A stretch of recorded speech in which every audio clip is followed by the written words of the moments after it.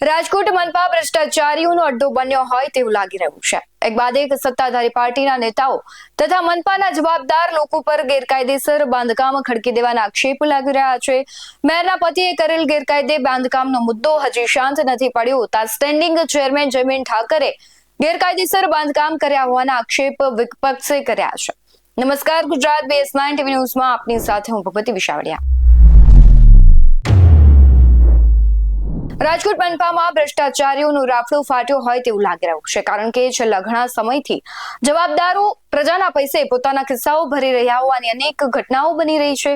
પ્રજાના પૈસે યાત્રા, ગેરકાયદે બાંધકામ તથા ખાનગી કામ માટે સરકારી ગાડીઓનો ઉપયોગ કરતા નેતાઓની વૃત્તિ અનેક વખત સામે આવી છે। ત્યારે રાજકોટ મનપાના સ્ટેન્ડિંગ કમિટીના ચેરમેન પર હવે ખૂબ મોટા આક્ષેપ લાગ્યા છે। આજે રાજકોટ મહાનગરપાલિકાનું જનરલ બોર્ડ મળે તે પહેલા જ વિપક્ષે શાસક પક્ષ પર મોરચો માંડ્યો હતો અને હાથમાં બંધારણ અને જીપીએમસી એક્ટની બુક લઈને મનપા કચેરી પહોંચેલા વિપક્ષી નેતા વસરામ સાગઠિયાએ સત્તાધીશો પર આકરા સવાલોનો મારો ચલાવ્યો। વસરામ સાગઠિયાએ સીધો સવાલ કર્યો કે ખાસ સભામાં અર્જન્ટ દરખાસ્ત કઈ રીતે લઈ શકાય। વસરામ સાગઠિયાના મુખ્ય આક્ષેપો છે કે આ બોર્ડ માત્ર બિલ્ડરોને ફાયદો કરાવવા માટે જ બોલાવવામાં આવી હતી। સાથે જ તેમણે કહ્યું છે કે સ્ટેન્ડિંગ કમિટીના ચેરમેન છે તે કહેવાય છે કે તેના પર ગંભીર આક્ષેપ કર્યા છે કે વોર્ડ નંબર 8ની જે પંચવટી સોસાયટી આવેલી છે તેમાં તેમનું ગેરકાયદે બાંધકામ ચાલી રહ્યું છે। બાંધકામમાં માર્જિનની જગ્યા પણ છોડવામાં નથી આવી। ત્યારે સવાલ એ થઈ રહ્યો છે કે જો સામાન્ય માણસને નિયમો નડતા હોય છે તો શું નેતાઓના સગાઓને ગેરકાયદે બાંધકામની છૂટ આપવામાં આવે છે અથવા સત્તામાં બેસેલા લોકો જવાબદાર છે તેને કોઈ નિયમો નથી લાગુ પડી રહ્યા। સમગ્ર ઘટનાને લઈને વસરામ સાગઠિયા સાથે અમારી વાતચીત થઈ હતી। શું કહી રહ્યા છે વસરામ સાગઠિયા અને ત્યારબાદ સ્ટેન્ડિંગના ચેરમેને જે સ્પષ્ટતા કરી છે તે પણ સાંભળીએ। રાજકોટ મહાનગરપાલિકાના મેયરનું ગેરકાયદેસર બાંધકામ બાદ રાજકોટના જે મહાનગરપાલિકાના સ્ટેન્ડિંગ કમિટીના ચેરમેનનું પણ ગેરકાયદેસર બાંધકામ સામે આવ્યું તેવા વિપક્ષના આક્ષેપ છે। આપણી સાથે વિપક્ષના નેતા વસરામભાઈ સાગઠિયા છે, તેમની સાથે વાત કરીએ। વસરામભાઈ, તમારા આક્ષેપ છે ચેરમેનનું બાંધકામ છે તે ગેરકાયદેસર છે, શું કહેશો? વસરામ સાગઠિયાએ કોઈ દિવસ આક્ષેપ કર્યો નથી। ખુલ્લી ચેલેન્જ છે, લેખિતમાં મારી ફરિયાદ છે રાજકોટ મહાનગરપાલિકાના કમિશનરને કે પંચવટીમાં 2 નંબરની શેરીમાં બગીચાની બાજુમાં બની રહેલો બંગલો, એ બંગલો માન્ય ચેરમેન શ્રીનો ત્યાંના સ્થાનિક મજૂરે કીધેલું છે, એનો બંગલો બની રહ્યો છે, એમાં ગેરકાયદેસર બાંધકામ થાય છે, પ્લાન ઉપરનું બાંધકામ થાય છે, એની વિરુદ્ધ મારી અરજી છે અને મેં એને ફરિયાદ કરી છે આજે કમિશનરને, ખુલ્લીને કહું છું। અને એમાં સ્પષ્ટ લખ્યું છે કે માર્જિન જે છોડવાનું હોય ટાઉન પ્લાનિંગ એક્ટ મુજબ એ છોડવામાં આવ્યું નથી, એનું બાંધકામ કરી નાખ્યું છે। પોર્ચ છે, પોર્ચમાં પણ બાંધકામ થઈ રહ્યું છે એ જે ગેરકાયદેસર છે। તમારા ધ્યાને આ કઈ રીતે આવ્યું? શું તમારા ધ્યાને આ ગેરકાયદેસર બાંધકામ છે કઈ રીતે? 2 મિત્રોના જાણ કર્યા મુજબ સ્થળ ઉપર જોઈને તપાસ કર્યા પછી મેં આને અરજી કરી છે। વસરામભાઈ, રાજકોટ મહાનગરપાલિકાના મેયરનું પણ ગેરકાયદેસર બાંધકામ છે તે જોવા મળ્યું છે, ત્યારબાદ સ્ટેન્ડિંગ કમિટીના ચેરમેનનું પણ જોવા મળ્યું છે। શું તમને લાગે કે આ સત્તાધીશો પોતાના સત્તાનો ફાયદો ઉઠાવી ના કરતા હોય? પંચાયતથી લઈને પાર્લામેન્ટ સુધી મળેલી સત્તાનો દુરુપયોગ કરી રહેલા ભાજપના શાસકોને વિનંતી છે કે હવે માણસાઈ મૂકોમાં માણસ થાવ। રાજકોટની અને ગુજરાતની પ્રજા તમારો ભ્રષ્ટાચાર જોઈ રહી છે, તમારું ગેરકાયદેસર કામકાજ જોઈ રહી છે। આગામી દિવસોમાં એનો જવાબ તમને મળશે। પણ રાજકોટના મેયરે જેમ ઢાંકીને રાખી દીધું એમ રાજકોટનો ચેરમેન ઢાંકશે ને, રાજકોટનો ચેરમેન બનાવશે। કારણ કે રાજકોટ મહાનગરપાલિકાના નમાલા, નપાલા અને નાકામયાબ અધિકારીઓ કમિશનર છે એટલા માટે બનાવવાના છે અને ગેરકાયદેસર જ બાંધકામ કરવાનું છે એ મને ખબર છે અને એની સામે મારી ખુલ્લી ચેલેન્જ છે અને એની અરજી પણ મેં કમિશનરને આપી છે। તમે જે જોયું છે ત્યારબાદ ચેરમેન પણ એવું કીધું છે કે બાંધકામ છે તે કાયદેસર છે। કોઈ વ્યક્તિ ચોર હોય કોઈ દી કહેતો નથી કે મેં ચોરી કરું છું। ચોરી કરે છે અને છુપાવે છે એને ચોર કહેવામાં આવે છે। આ સ્ટેન્ડિંગ કમિટીના ચેરમેને એવું કામ કર્યું, તમને મોઢે જે કીધું એ કે મેં કાંઈ કર્યું નથી। તમે નથી કર્યું તો ટાઉન પ્લાનિંગના અધિકારીને લઈ જાઓ, તમારા આર્કિટેક્ટને લઈ જાઓ, તમે જાઓ ને પ્રેસ મીડિયાને લઈ જાઓ આ કાયદેસર છે, બધું બે ગેરકાયદેસર નથી। અને મને સાથે રાખ, હું ગેરકાયદેસર બાંધકામ કર્યું છે એને બતાવીશ।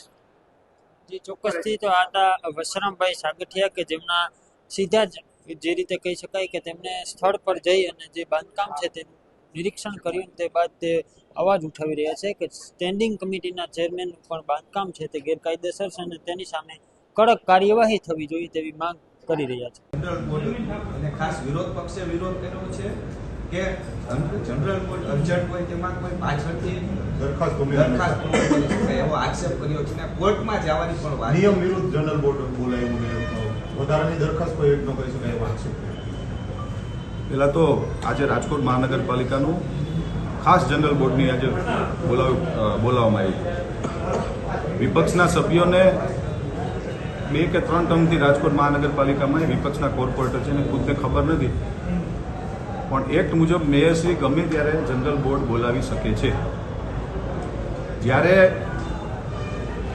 ટર્મ પૂરી થતી હોય, આવતીકાલે ટર્મ પૂરી થાય છે અને સ્ટેન્ડિંગ કમિટીએ મંજૂર કરેલા અમુક જે કામો છે જે જનરલ બોર્ડમાં જવા લાયક હોય કામ, બોર્ડની મંજૂરીની અપેક્ષાએ બોર્ડ જે સ્ટેન્ડિંગ કમિટીએ મંજૂર કર્યા હોય એ બોર્ડની અંદર લઈ જવા પડે. આવતીકાલે 11 તારીખે રાજકોટ મહાનગરપાલિકાનો 5 વર્ષની ટર્મનો છેલ્લો દિવસ છે. જે 12 દરખાસ્તો હતી નિયમ મુજબ અમારે લેવી પડે.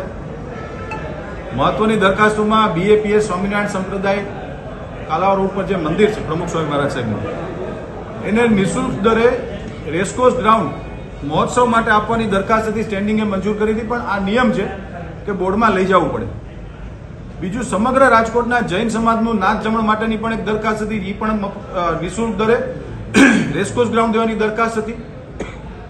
જો આ દરખાસ્ત અમે ન લઈએ તો કોર્પોરેશન એને આચારસંહિતા વખતે ગ્રાઉન્ડ નથી આપી શકતું. વિપક્ષ વિરોધ કરવો જોઈએ, પણ વિપક્ષે અભ્યાસ કરીને વિરોધ કરવો જોઈએ. નંબર 3, અમીન માર્ગના રોડ ઉપર જે કોર્પોરેશનને પ્લોટ વેચ્યો, આને દસ્તાવેજ કરવાનો છે. આના 106 કરોડમાં જે પ્લોટ વેચ્યો છે એની પણ દરખાસ્ત હતી કે જે બોર્ડે મંજૂર કરવી પડે. જ્યારે મહાનગરપાલિકા કોઈ પણ પ્રાઇવેટ ઓપ્શન જ્યારે કરતું હોય છે અને પ્રાઇવેટ બિલ્ડર પ્લોટ લે ત્યારે આ BPMC એક્ટ ને GPMC એક્ટની પ્રણાલી મુજબ બોર્ડમાં મંજૂર કરવું પડતું. પણ વિપક્ષ સ્વાભાવિક છે, પણ દુઃખ એ વાતનું છે કે અભ્યાસ વગર જીકમજીક કરે છે. મારા આપને પણ વિનંતી છે મિત્રો, મીડિયાના મિત્રોને, કે આજે આ છેલ્લું બોર્ડ છે. વિપક્ષના સભ્યને ખાલી તમે પૂછો કે તમે કયા આધારે અને કયા નિયમ મુજબ તમે પ્રશ્ન પૂછો છો.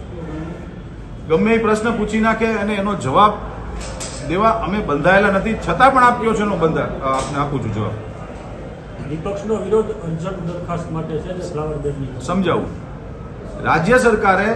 રાજ્ય સરકારનું શહેરી વિકાસ સત્તામંડળ અને કેબિનેટ આ નિર્ણય કર્યો કે ખાસ કિસ્સાની અંદર રાજકોટ મહાનગરમાં જે ફ્લાવર બેડનો જે ઇસ્યુ છે એમાં જે નિયત દરો નક્કી કર્યા છે એ દરો મુજબ કમ્પ્લીશન આપવું. પરંતુ દર મુજબ ખૂબ વધારે પૈસા થતા હતા, એટલે એ જ કાયદાની જોગવાઈ મુજબ રાજકોટ મહાનગરપાલિકાને અમને સત્તા છે. અમે લોકોએ સ્ટેન્ડિંગ કમિટીનું જ્યારે બજેટ બનાવ્યું ત્યારે નવા નાણાકીય વર્ષ માટે અહીંયાથી જાહેરાત કરવામાં આવી હતી કે 50 લાખ રૂપિયા સુધીનું કોઈ પણ બિલ્ડરને BU સર્ટિફિકેટ માટે જો ભરવાના છે, ખાસ કિસ્સાની અંદર રાજ્ય સરકારે નિર્ણય અનુસાર તો એમાં 50 લાખ રૂપિયા સુધી ચેક આપી શકશે અને 50 લાખથી ઉપર કોઈ ન હશે તો એના 3 મહિનાના 1 વર્ષના 4 હપ્તા કરીને એને સુવિધા મળે. કારણ કે સ્વાભાવિક છે કે કોઈને 10 કરોડ ભરવાના આવશે, કોઈને 5 કરોડ ભરવાના આવશે. આ ચેકથી ભરવાના છે મિત્રો. બિલ્ડરને બિચારાને મુશ્કેલી પડતી હતી, અનેક રજૂઆતો હતી, ભારતીય આખા દેશના બિલ્ડર એસોસિએશનની રજૂઆત હતી, ગુજરાત ક્રેડાઈની હતી, રાજકોટ બિલ્ડર એસોસિએશનની રજૂઆત હતી. અમને હપ્તા કરી દેવામાં કાયદાની જોગવાઈ મુજબ એ હપ્તા કરી દીધા. એની એક અર્જન્ટ બિઝનેસ દરખાસ્ત હતી જે આજે મંજૂર કરવામાં આવી છે. બીજી દરખાસ્ત હતી નિર્મલા કોન્વેન્ટ સ્કૂલને હાઈકોર્ટની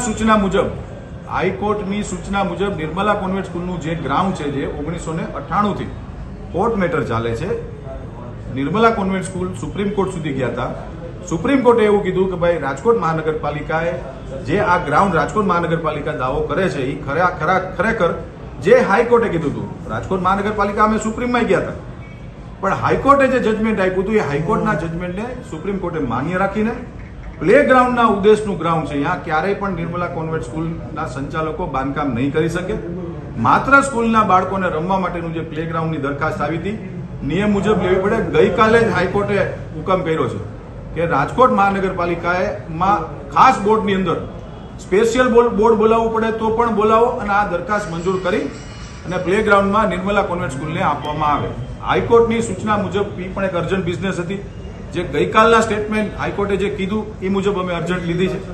કુલ 12 દરખાસ્તો એજન્ડામાં હતી અને 2 દરખાસ્તો અર્જન્ટ બિઝનેસમાં લઈને આજનું રાજકોટ મહાનગરપાલિકાનું બોર્ડ અમે પૂર્ણ કર્યું છે. જયંતભાઈ, બાંધકામને લઈને તમારી સામે વિપક્ષે આક્ષેપ કર્યો છે, તેમાં હકીકત શું છે? ખરા મારા પત્નીના નામનું મારું મકાન છે.